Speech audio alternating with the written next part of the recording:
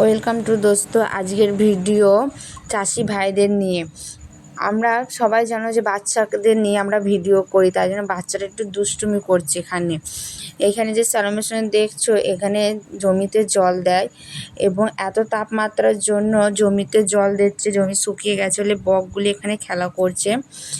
পেঁয়াজের চারা বার হয়েছে সব। আর এই কলা বাগান গাছটি মোমো মিস্ত্রির কলা বাগান, কলার কাঁদি ধরেছে, সে বেগুন তুলেছে, তার গাছে বেগুন হয়েছে এবং পেঁপের চারা দেখতে পাচ্ছ, পেঁপেও পেরেছে বাজারে নিয়ে যায় বলে ধাত্রীরাম বাজারে বিক্রি করে। এত রোদে কষ্ট করে দুপুরবেলা সে চলে এসেছে মাঠে জমি থেকে ফসল তুলতে, কিন্তু চাষিরা এখানে ন্যায্য দাম পায় না কো। যখন চাষিরা চাষের মাল বিক্রি করতে যায় তাদের অল্প দাম দেওয়া হয়, কিন্তু যখন কিনতে যায় অন্য মধ্যবিত্ত পরিবার তখন সেটা অনেকটাই দাম হয়ে যায়।